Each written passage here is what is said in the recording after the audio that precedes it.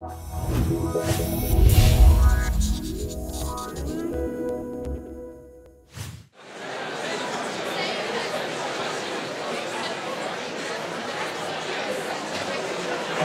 for your lecture. Are there any questions? Thank you. I very much agree with the new business goals that you proposed. I do believe that we are now at a point in time where we need to revise business goals and think about how businesses work for the future. Now, while I do agree that for the so-called developed countries, which are now, I think, politically called the countries of the global north, that these countries can apply these business goals in terms of, for example, focusing on continuity rather than growth.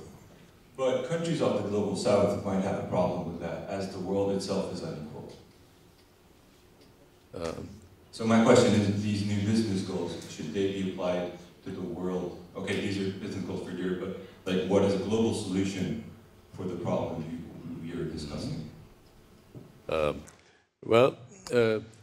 I'm saying that, yeah, that there are local solutions too, that it is unlikely that there will be unique business goals that apply to all countries, that it will become a matter of negotiation, a matter of choice, and there will be a variety, and that's important. It's important that it exists. There has been probably too much dominance on things like shareholder value, which, if you deeply reflect on it, doesn't mean anything at all. New technologies like they are not only new, but internet, email, and Twitter, Facebook. How do they influence what you just lectured? The new goals, in your opinion? I think they belong to the tools and not to the goals. So I don't think that, well, basically, for example, processes go faster.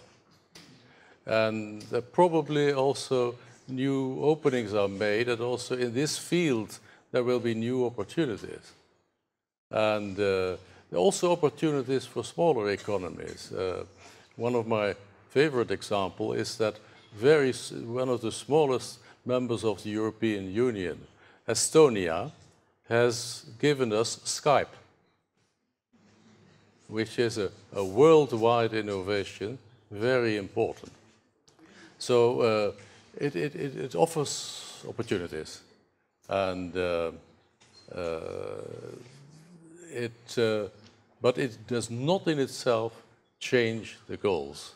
And it is not by accident that this particular country used it so well, because it has been doing well in this respect before.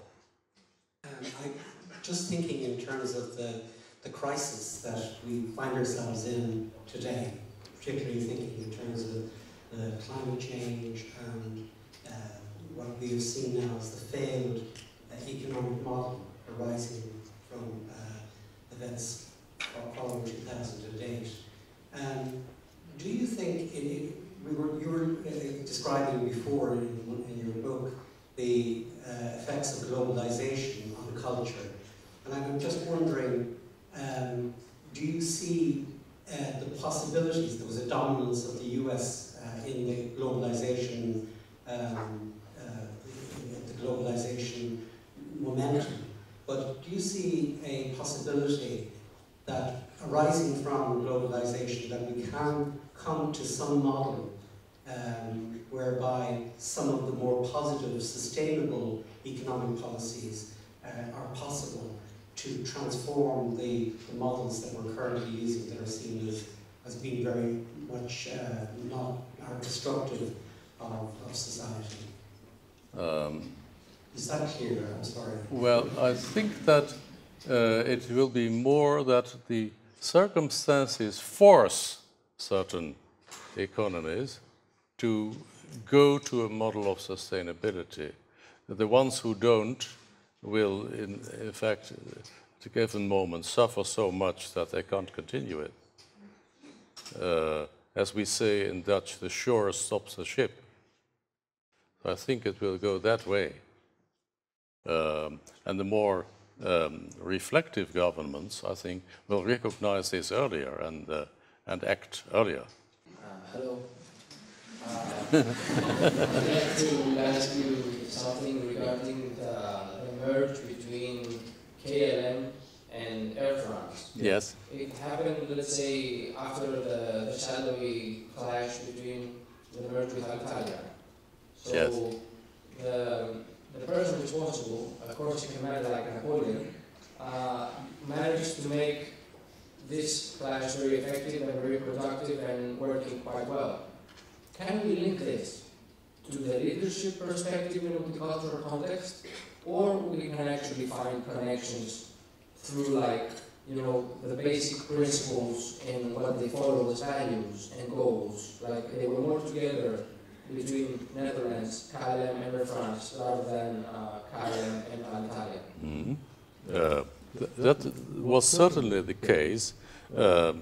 Actually, KLM tried first to merge with Alitalia, and that became a disaster. But and then when they had lost the half of their capitalization in this misadventure, they were forced more or less to sell out to Air France. They were extremely lucky. They found in Jean-Cyril Spinetta, they found a man who had who understood the importance of KLM, and having KLM also keep its own character for the collaboration. And it is, to me, it has been a miracle that it has gone so well. And I hope it will continue going well, that it is not eventually will go wrong. But for the time being, it seems to work. And I think, yes, personalities, like in this case, Mr. Spinetta, play a very important role. Like also in political things, statesmen, great statesmen play a role, and great business people also play a role. And they are not always where you expect them to be. They're there suddenly, and they can indeed have a decisive role. We just got off an aeroplane from Australia, where inside of my white hair I was addressed every day as mate, or might, as they say, might. And yet on the power distance data for business leaders, Australia comes out very high on power distance, and I found that very intriguing. Actually, this is not true. In power distance, Australia doesn't come out actually in power distance, but where the power was rated by the Australian MBAs as being decisive for their business leaders, it came out relatively high. It may say something about Australian business leaders. I have once tried to train them, and I could imagine something. I have a question about your thoughts about the Middle East and what role do they play in terms of business goals, because I saw they were not in the scope, so I don't know if it was for the reason, but what are your thoughts about this part of the world? Your remark is about, I think, the fact that I classified the Middle East among the short-term oriented cultures. Is that true? Is that what you mean? No. Oh, sorry. I misunderstood the question. What is the question? Because I did not actually, not otherwise talk about the Middle East. I had no business goal data from Middle Eastern countries at all. Okay, but do you have thoughts on this region? Which region? The Middle East? Yes. Yeah.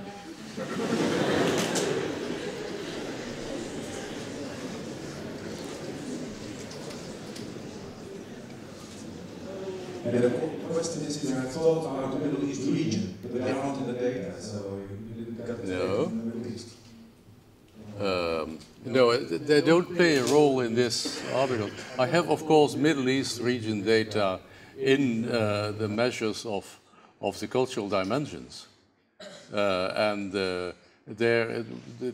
one of the striking things is their short-term orientation, very strong orientation on the past. And this is a typical phenomenon. Also, very strong national pride and what we call self-enhancement. We cannot learn from other people. We know what is best.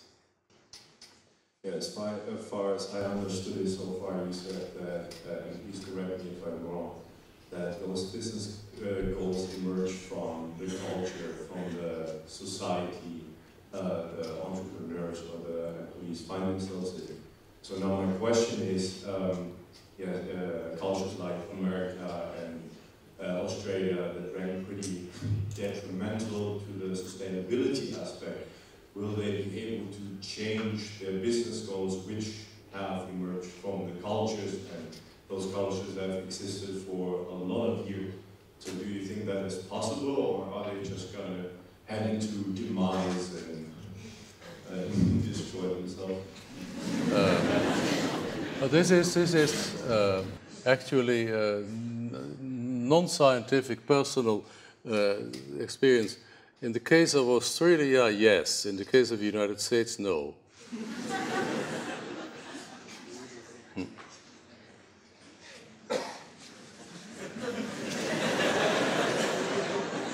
wasn't really looking for a yes or no answer on those two. I was more interested in whether you think those kind of countries actually have the power and what influences them to get the curve and actually head down the sustainability road. Well, what I see happening in the United States is that there seems to be no productive discussion at all there. That the politics means is a loser-loser game, where actually whenever one of the parties tries to do something positive, the other destroys it, whatever its content.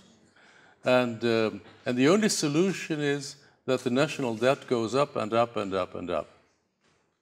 And okay, in the meantime, people continue spending, and they're reasonably happy doing that. But this society has to spend more and more and larger part of its resources to paying off that debt. And there is no end in sight. There is no view on any outcome. It looked for a moment when Obama came that Obama was the man who was going to turn it around. But I think he seriously tried, but he discovered he could not. Yes, we cannot.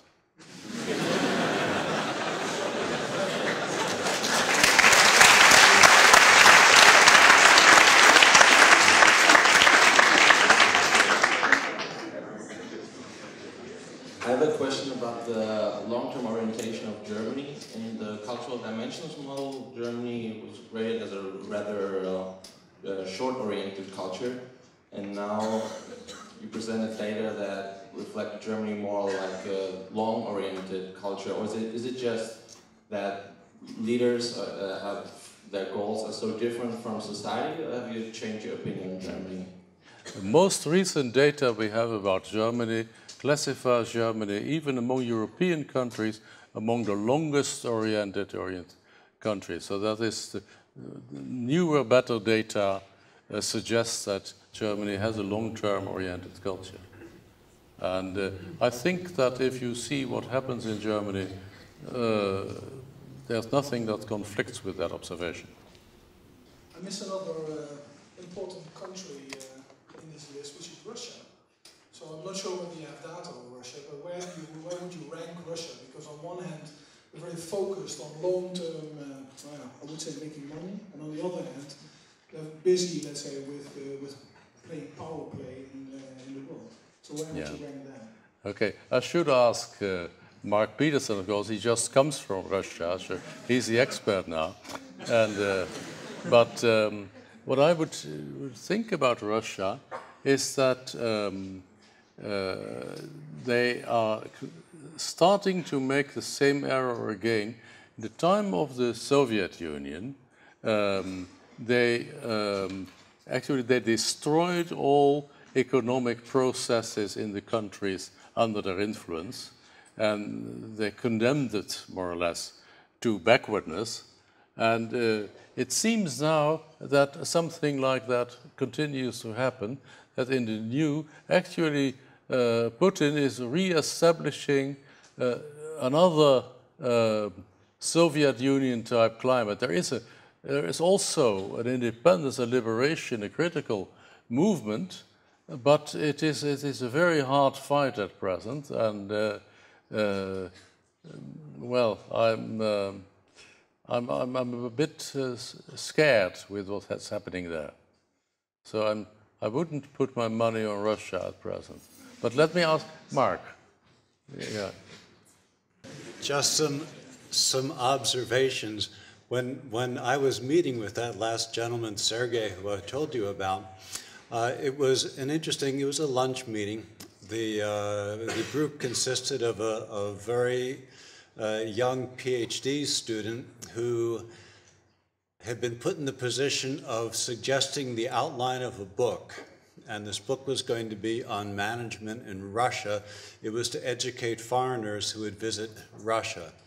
Now, what does that imply for this person's time orientation? Is that reflecting that he's thinking about the future and he wants to bring this person along to help shape the future?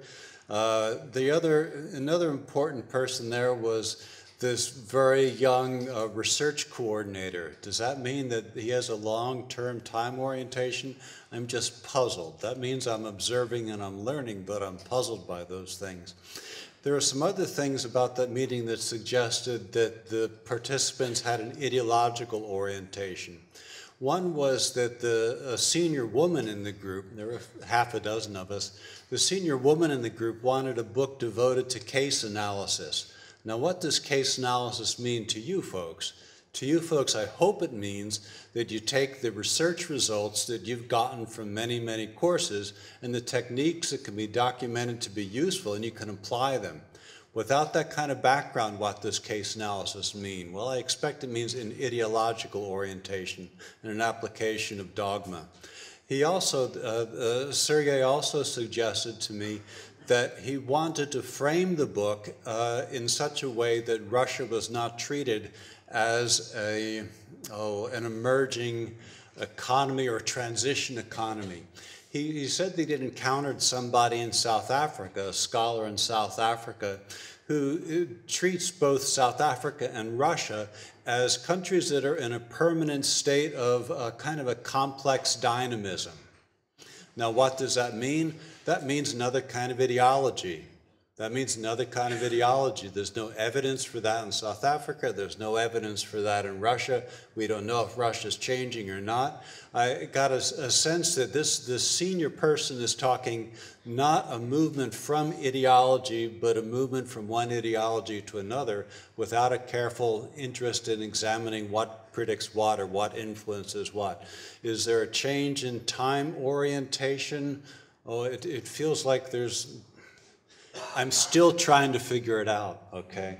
But it did not feel like a big step forward, despite the fact that they invited me and Misho Minkov, who's also interested in empirical social science and showing how to apply it. So, Russia, there. Thank you.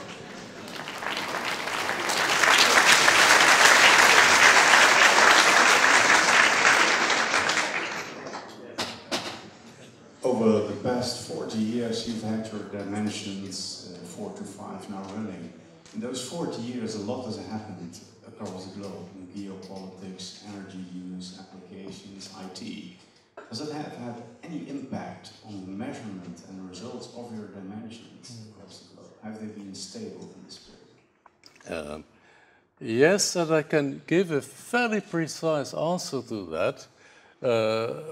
Because of a study that was reported this summer at the conference of the Academy of International Business by Professor Sjoerd Beugelsdijk from Groningen, who actually did a research based on the World Values Survey, but he identified in the World Values Survey questions that were more or less representative for all these dimensions. And then also in the World Values Survey data, which are all published, old and new, he was able to isolate two cohorts of answers, people who were about of the age of the people who answered my original questions, and people who were just one generation 30 years younger. And their answers on the same questions. And he could show what happened to the answers on those questions for the various countries. And basically, the answer is the following. The rank order of the countries changes very little. So the countries move together. However, on some dimensions, the entire set of countries changes. And the one where this is most evident is individualism. So individualism has been increasing considerably over this cohort. It could be measured actually, even the number of points it changed. I think it was 12 points. The other one is power distance. And power distance was reduced. Now I think we can observe this in the world in many places. Power distance was reduced. It's not necessarily resolved, that diminishing power distance. And the last one was the most recent dimension, the dimension of indulgence versus restraint, which you could also reconstruct from old World Values Survey questions. And you could see that the societies had become more indulgent. The restrained societies had become more indulgent. No change in the positions of the other dimensions. So, for example, long-term, short-term, no systematic change. No change to the longer side, no change to the shorter side. So, for a time, I could only say, I presume it is like this, but now I have solid material. The article is in process of publication. But it was for me one of the great events of the year to hear this article from this country fellow of mine who did his study completely independent. I didn't know about what he was doing, but I think it's a very important answer. Well, maybe my question is a little far-fetched, but let me ask you that question anyways. So, global societies facing the climate change, we live in a world where we have a huge difference in between poorness and wealth, and all depends on growth. I mean, every economy basically strives for growth to get higher GDP. So my question is, do you, in the end, do you really think that changing business goals can solve the problems we are facing right now? Or do you think actually that we need later an economic system which does not depend that much on growth? Because all you mentioned, basically the continuity still depends on growth and sustainability. What do you mean by sustainability? Because if you regard it or regard on growth, it's still exploiting the nature. Mm-hmm. Well, I'm not claiming this. I'm just saying that I found there is this relationship that if you have more growth, you have less sustainability. So if we want sustainability, we should put limits to growth. Also, growth is often fake because it is increased, let's say, in GDP, but in the meantime, the value of the money unit is dropping, so the net result is zero or negative. So it's a fake growth. It's a game. It's a game with numbers. And I think we also have to think about what is it we want to reach. Do we want to get higher GDP, or do we want to have a better distribution, for example, of the present wealth over the rich and the poor, which seems to happen the opposite at present. It's the gap between the rich and the poor seems to increase. Is that what we need? Yeah, basically my question kind of points that do you think it's really possible in our economic system which we live in right now, where we have basically the US and Western powers playing a role in global markets, kind of China as well, but still, do you think really in our system that it's possible to share our wealth if everything depends on wealth, or do you think we kind of need a different system with stricter rules? Well, stricter rules, does that mean that we do not share our wealth? Actually, sharing wealth, there have been an enormous difference in the extent to which certain countries have shared their wealth, for example, with the poor countries of the world. Whether that was effective is another question. So it may have been more corresponded to the needs of the rich countries who wanted to give than to the rich of the poor countries who couldn't use it. But so there are open questions, but it is. I don't think we can. I just mark that growth, to my feeling, and also the growing for wealth, the greed, are wrong directions. Directions we should not go into. We should look for alternatives. And maybe it's a task of departments of economics at universities to find those other approaches. Thank you for your sharing your knowledge already all these decades and also getting this lecture. My question refers more to businesses, because we're talking about business goals here.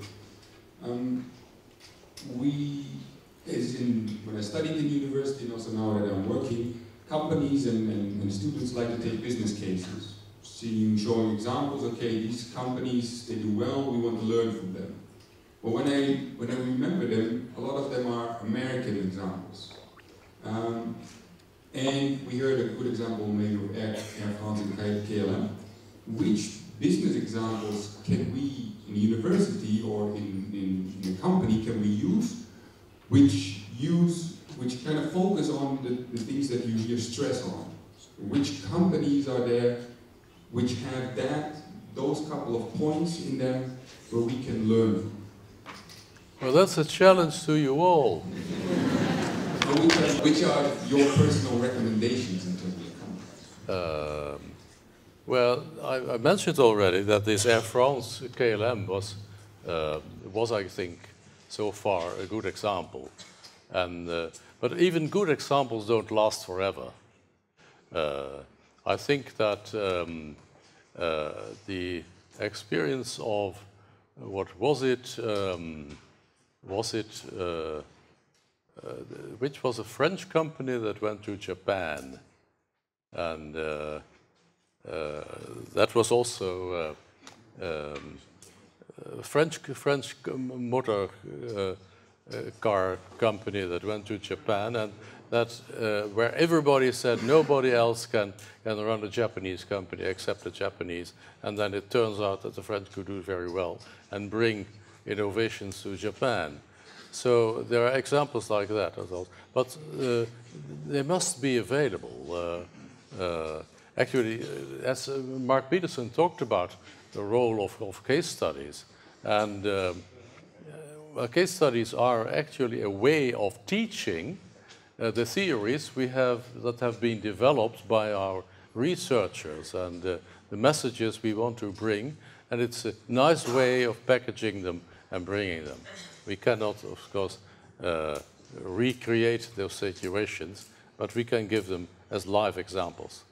It's much nicer to teach a case study than to teach theory. The previous questions, we talked about individualism, inequality among wealth.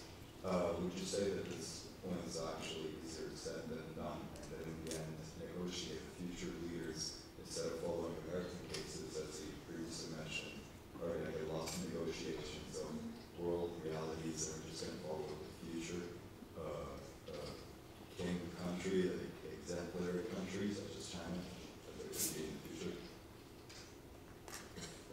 I missed your question, sorry. My question is, since these goals are most times easier said than done, do you think that in the end there's not going to be a new world reality of goals, and that what is going to happen is that we're just going to follow the next country that's going to succeed, for example, China, as it's likely to be?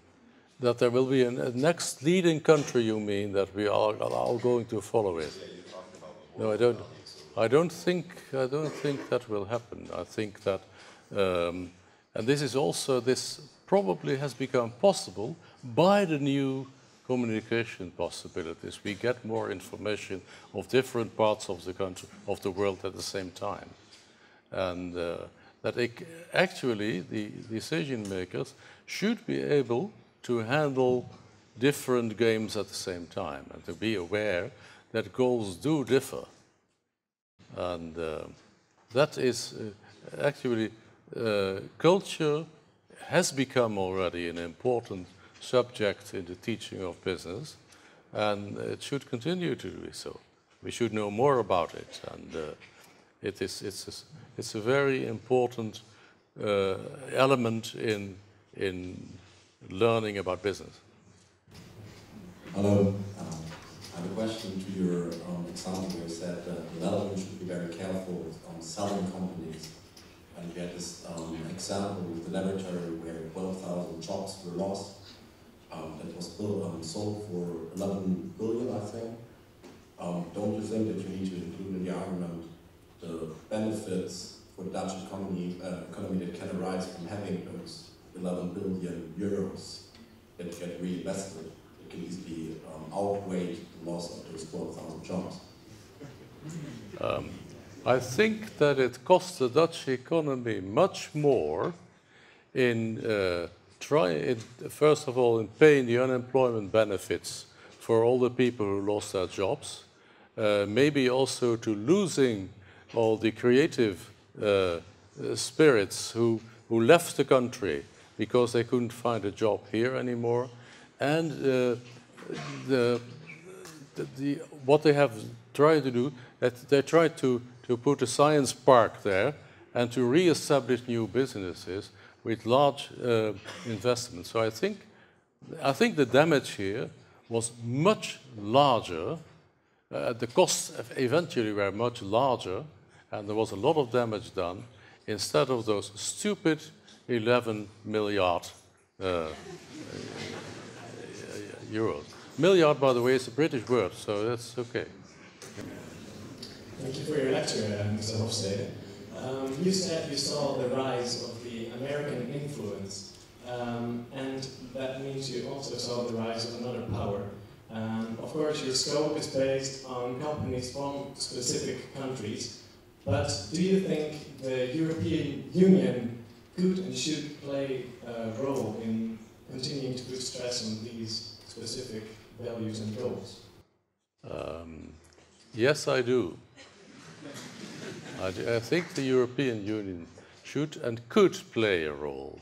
I think that the European Union, of course, has got a lot of blame, but basically I think that the European Union does a lot of better than the government of the United States.